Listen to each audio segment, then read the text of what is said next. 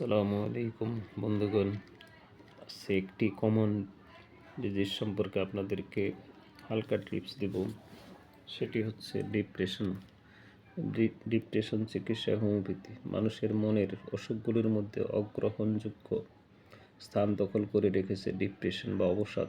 বিশ্ব স্বাস্থ্য সংস্থার মত অনুযায়ী আগামী 2030 সালের মধ্যে পৃথিবীতে হৃদরোগের পরই ডিপ্রেশন সবচেয়ে বড় সমস্যার সৃষ্টি করবে। বর্তমান বিশ্বে প্রায় 400 মিলিয়ন মানুষ এই রোগে আক্রান্ত। আমাদের দেশ বাংলাদেশ এবং ভারতের শতকরা প্রায় 25% মানুষ অর্থাৎ প্রতি 4 জনের মধ্যে একজন ডিপ্রেশনের শিকার। ডিপ্রেশনের সমস্যা এত গভীর হওয়া সত্ত্বেও দেখা গেছে প্রায় 80% রোগীর রোগ নির্ণয় হয় না, চিকিৎসা তো দূরের কথা। সমীক্ষা অনুযায়ী যে সমস্ত রোগীর আত্মহত্যা করে তারা 3 মাসের মধ্যে কোনো মনোচিকিৎসকের সাহায্য নেয়নি। ডিপ্রেশন শব্দটি ব্যবহৃত হয় সপ্তদশ শতকে।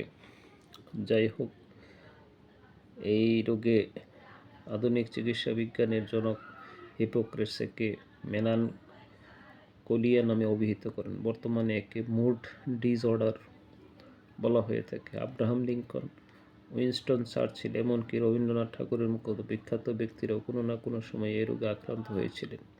কেন হয় এই রোগ? মূলত দুটি কারণে ডিপ্রেশনের শিকার হয়: জৈবিক কারণ এবং পরিবেশের কারণ। জৈবিক কারণের মধ্যে শরীরে সেরোটোনিন এবং ডোপামিন নামক নিউরোট্রান্সমিটারের ঘাটতি এবং থাইরয়েডের SSH হরমোন কমে যাওয়া। পরিবেশের কারণে যেটা হয়, অনেক সময় ডিপ্রেশন রোগীর পারিবারিক, আর্থিক এবং সামাজিক পরিস্থিতির উপর নির্ভর করে। যেমন বাবা মা বড়দের দ্বারা বাচ্চাদের নিয়মিত বকাঝকা, বৈবাহিক জীবনে অশান্তি, স্বামী বা স্ত্রীর মৃত্যু, একাকিত্ব, কর্মক্ষেত্রে থেকে অবসরের পর বন্ধু বিচ্ছেদ, নিকটজনের বিয়োগ ব্যথা ইত্যাদি কারণে এই রোগটি হয়ে থাকে।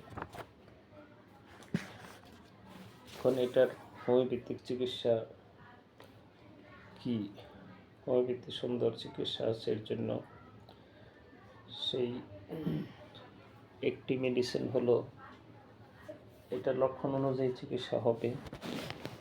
হোমিওপ্যাথির লক্ষণকে অগ্রগণ্য করা হয়। তবে ইগনিশিয়া নামক রোগী যদি অত্যধিক মনোকষ্টে থাকে, বিভিন্ন অতীত নিয়ে ঘাটাঘাটি করে, তাহলে ইগনিশিয়া নামক ঔষধটি তাকে এই কষ্ট থেকে লাঘব করবে। এবং আরও অনেক মেডিসিন আছে, পর্যায়ক্রমে আমি আপনাদেরকে সেগুলি সম্পর্কে ধারণা দিব। তবে সবাই সুস্থ স্বাভাবিক জীবনযাপন করুন এবং এই মনোকষ্ট থেকে সবাই আমরা মানুষের সাথে মেলামেশা করি, সামাজিক পরিবেশগুলিতে অংশগ্রহণ করি। সবাই সুস্থ থাকেন, ভালো থাকেন। আসসালামু আলাইকুম।